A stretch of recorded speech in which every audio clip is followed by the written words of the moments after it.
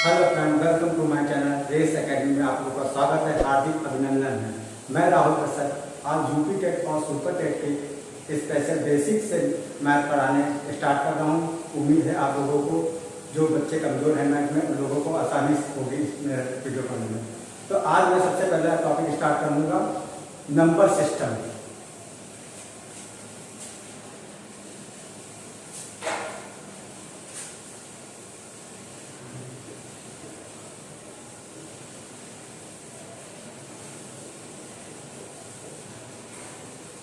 देखिए, number system में आप लोगों को एकदम बेसिक से पढ़ाऊंगा। जो जो चीज़ें इंपॉर्टेंट हैं वो आप लोगों को एक एक चीज़ क्लियर करता चलूंगा।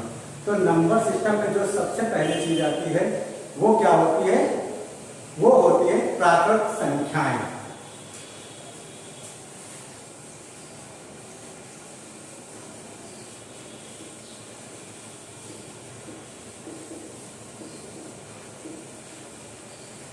प्राकृत संख्या क्या होती है? कोई बताएगा प्राकृत संख्या क्या होती है? देखिए, वस्तुओं को गिनने के लिए जिन संख्याओं का प्रयोग किया जाता है उन्हें प्राकृत संख्याएं कहते हैं। फिर से सुनिए, वस्तुओं को गिनने के लिए जिन संख्याओं का प्रयोग किया जाता है उन्हें प्राकृत संख्याएं कहते हैं। इधर देखिए,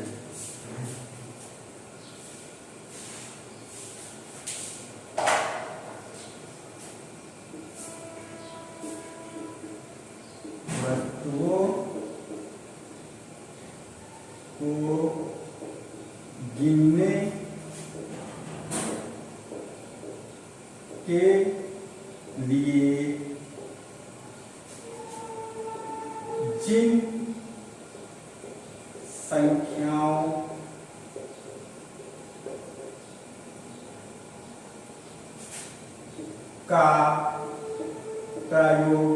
प्रयोग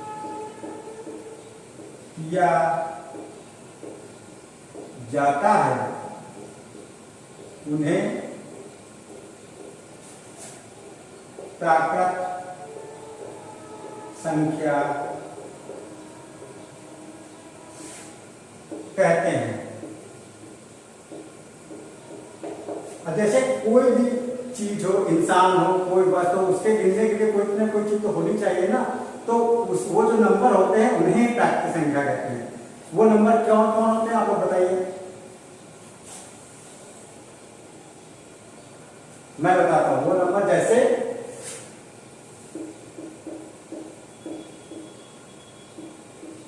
1 2 3 4 5 एक्सेट्रा। ठीक है, ये क्या हो गई? प्राकृतिक संख्या है। अब इसके बाद जो आती है वो संख्या क्या होती है? बोलिए जल्दी आप लोग। दूसरे नंबर पर आती है पूर्ण संख्याएं। कोई बताएगा पूर्ण संख्या क्या होती है?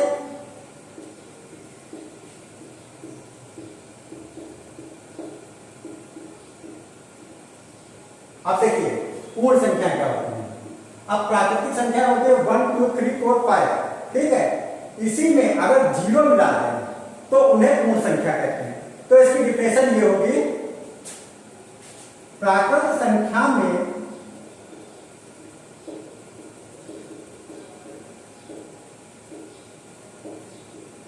जीरो शून्य मिलाने पर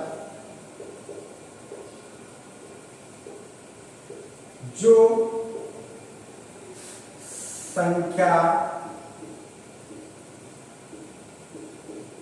प्राप्त होती है उसे क्या कहते हैं? पूर्ण संख्या कहते हैं।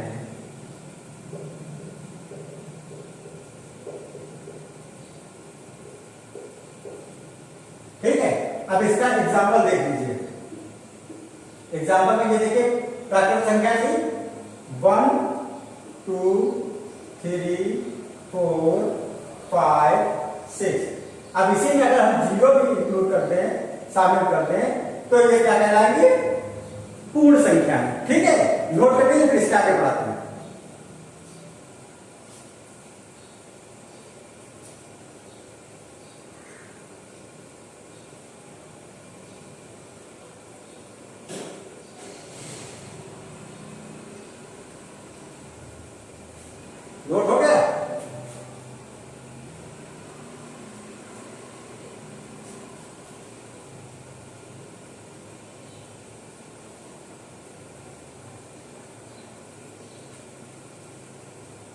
अब इसके बाद पूर्ण संख्या के बाद क्या आएगी?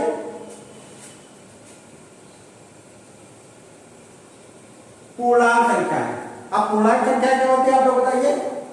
देखिए पूर्णांक संख्या जो होती है प्राकृतिक संख्याओं में जीरो के साथ साथ ऋणात्मक संख्याएं मिलाने पे जो होती है वो क्या कहलाती है? पूर्णांक संख्या है। देखिए पूर्णांक संख्या क्या होती है?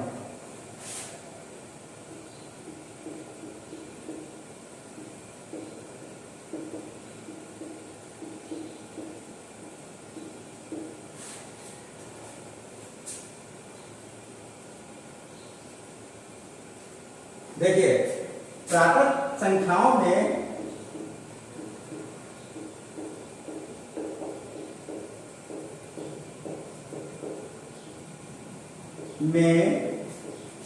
शून्य एवं ऋणात्मक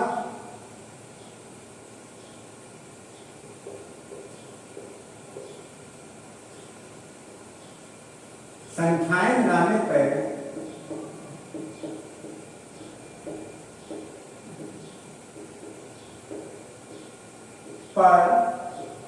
जो संख्याएं प्राप्त होती हैं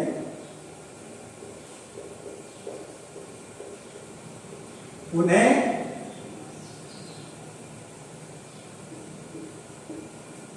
पूर्णांक संख्याएं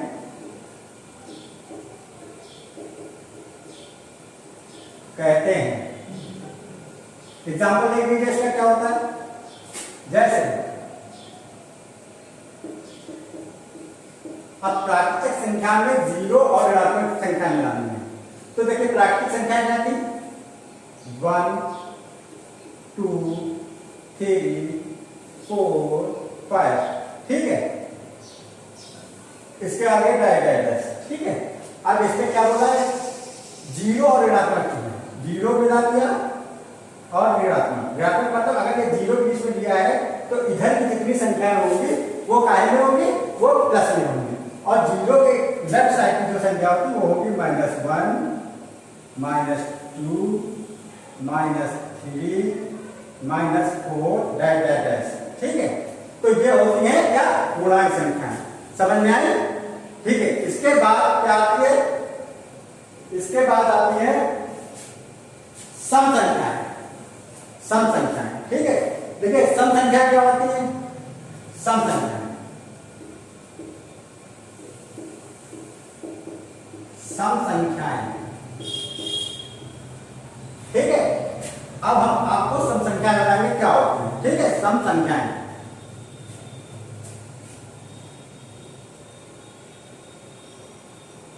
देखिए कोई भी सम संख्या वो संख्या होती है जो 2 से पूर्णतः विभाजित हो जाती है। तो इसमें क्या लिखेंगे? 2 से जो संख्या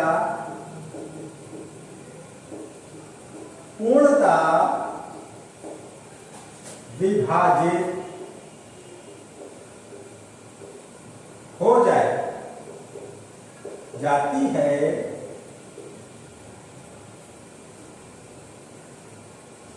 सम संख्याएं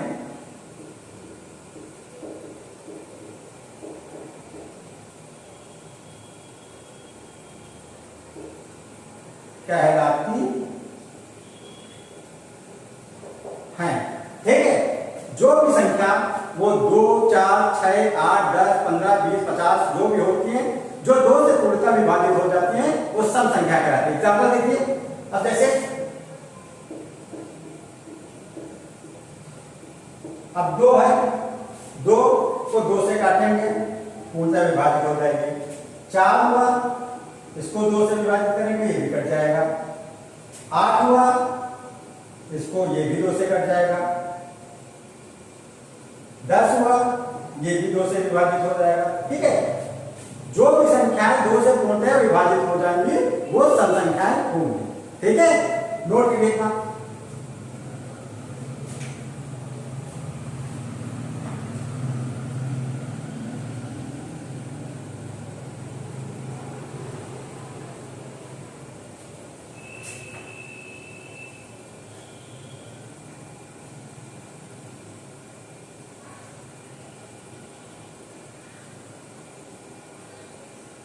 अब सम संख्या होगी, सम के बाद क्या होता है विषम संख्या।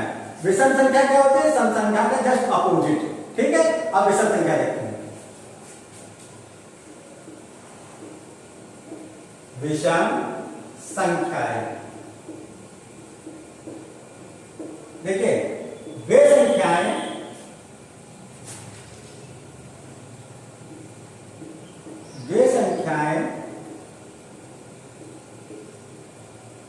जो दो से पूर्णता विभाजित नहीं होती हैं, क्या कहलाती है, विषम संख्याएं।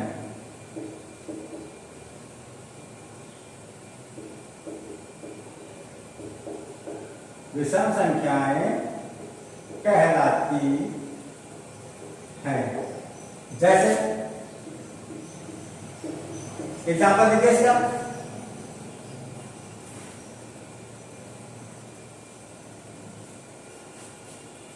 एक, 3, 5, 7, 11, 17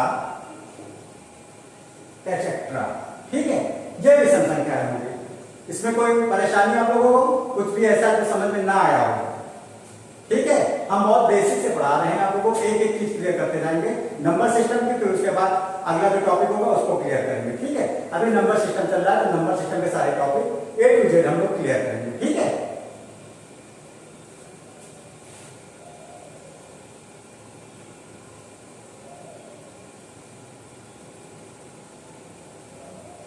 अब इसके बाद आता है अभाज्य संख्याएं। अभाज्य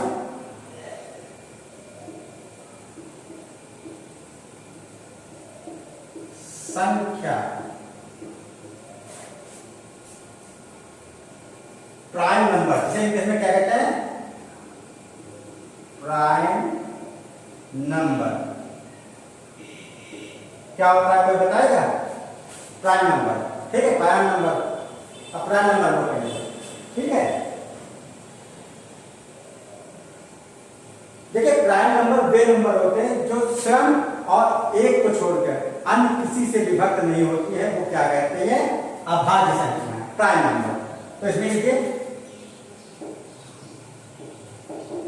वे संख्या जो एक और स्वयं मतलब अपने आप से, स्वयं के अलावा किसी अन्य संख्या से विभाजित नहीं होती, क्या कहलाती है, अभाज्य संख्या। अभाज्य या प्राइम नंबर कहलाती है। ठीक है, अब इसका एग्जांपल देखिए क्या होता है। जैसे दो, जो दो है वो स्वयं से और एक के अलावा किसी से विभाजित नहीं होता, दो हो गया। फिर उसके बाद बताया क्या आता है, दो हो गया, 3 हो गया, 7 हो गया, 11 हो गया, 13 हो गया, 17 हो गया, एक्सेट्रा। तो ये जो संख्याएं होती है ये एक और स्वयं के अलावा किसी अन्य संख्या से विभाजित नहीं होती, तो क्या कहलाते हैं, प्राइम नंबर या अभाज्य संख्या कहलाती है। ठीक है,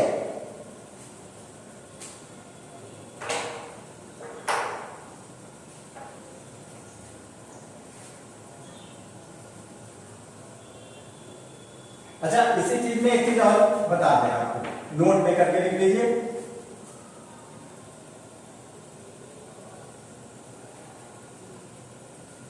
नोट में करके एक चीज इंपॉर्टेंट है, लिख लीजिए।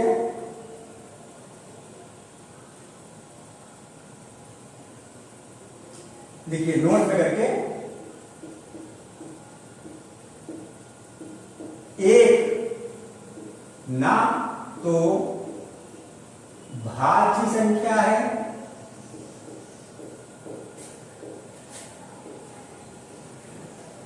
और ना ही अभाज्य।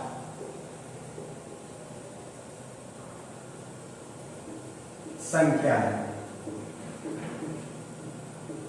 मतलब यह है एक ना तो भाज्य में आता है और ना अभाज्य संख्या में आता है। ठीक है, क्वेश्चन पेपर में आता है आप लोगों के ज्यादातर बहुत आता है, सबसे छोटी अभाज्य संख्या क्या होती है?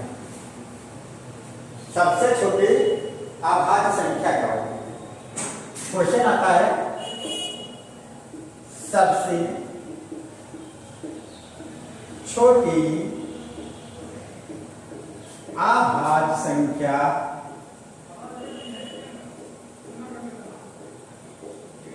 बताइए।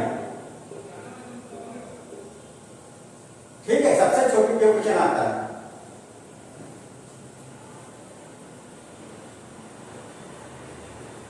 तो अभाज्य संख्या में क्या बताया था, क्या होता है अभाज्य संख्या क्या होती है? हमने बताया था कि वे संख्याएं जो एक और सम के अलावा किसी अन्य संख्या से विभाजित नहीं होती हैं, वो कहलाती है अभाज्य संख्या। अब क्वेश्चन आता है लोगों, सबसे छोटी अभाज्य संख्या बताइए। तो देखिए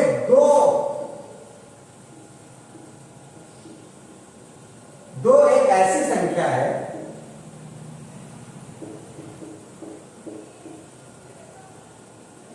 दो एक ऐसी सबसे छोटी संख्या है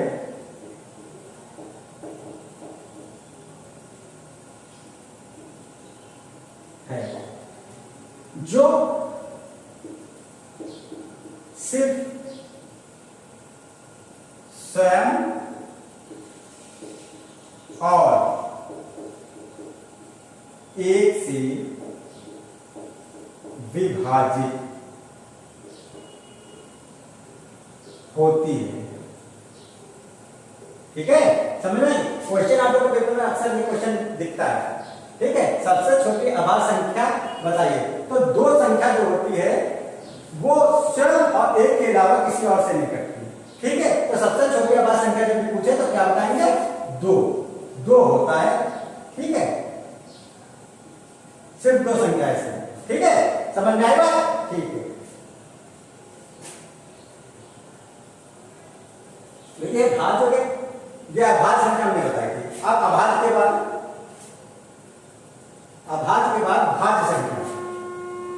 भाज्य संख्या,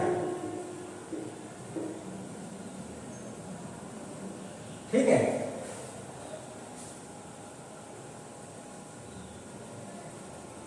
देखिए भाज्य संख्या जो होती है वो अभाज्य की जस्ट अपोजिट होती है। ठीक है, उसमें था कि वह संख्या अभाज्य में था वह संख्या है जो अपने और एक के अलावा किसी अन्य संख्या से विभक्त नहीं होती है। ठीक है, और भाज्य संख्या में होती है जो स्वयं और एक के सिवा किसी और संख्या से भी पूर्णतया विभक्त हो जाती है। क्या कहलाती है? भाज्य संख्याएं कहलाती है। ठीक है, भाज्य संख्या को इंग्लिश में कहते हैं कंपोजिट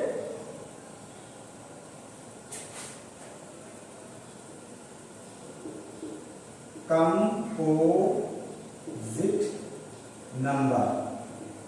ठीक है, ठीक है, वे संख्याएं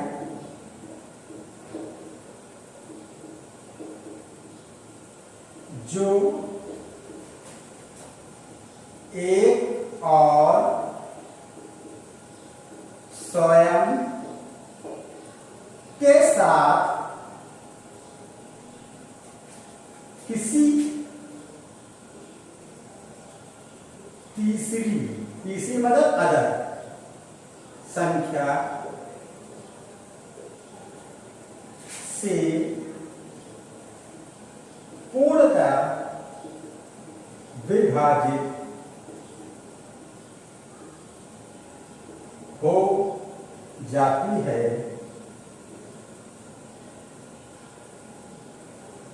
भाज्य संख्याएं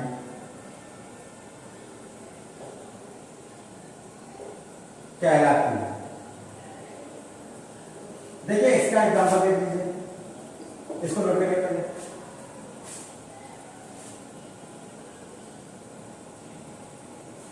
देखिए एग्जांपल है, 4 जो है 1 से भी कट जाएगा, 2 से भी कट जाएगा और स्वयं से भी कट जाएगा, मतलब 4 से भी कट जाएगा। ठीक है, मतलब स्वयं और खुद, मतलब 4 के अलावा कौन सी दूसरी अदर संख्या है, 2 दीजिए, ये कट जाएगा। ठीक है, 4 हो गया, 6 हो गया, ये 1 से भी कट जाएगी, 2 से भी कट जाएगी, 3 से भी कट जाएगी। ठीक है, 4 6 8 9 10 एक्सेट्रा। ठीक है, ये संख्या होती है भाज्य संख्या कहलाती है। ठीक है, आज के लिए इतना ही रखते हैं, नेक्स्ट क्लास में आपको इसके आगे की मैथ पढ़ाते हैं। ठीक है, आप लोग बने रहिए मेरे साथ, मैं आपके यूपी टेट और सुपर टेट की कंप्लीट मैथ आपको प्रोवाइड करवाऊंगा और बेसिक से एकदम पढ़ाऊंगा। ठीक है, मेरे साथ जुड़ने के लिए थैंक यू। नेक्स्ट क्लास में मिलते हैं।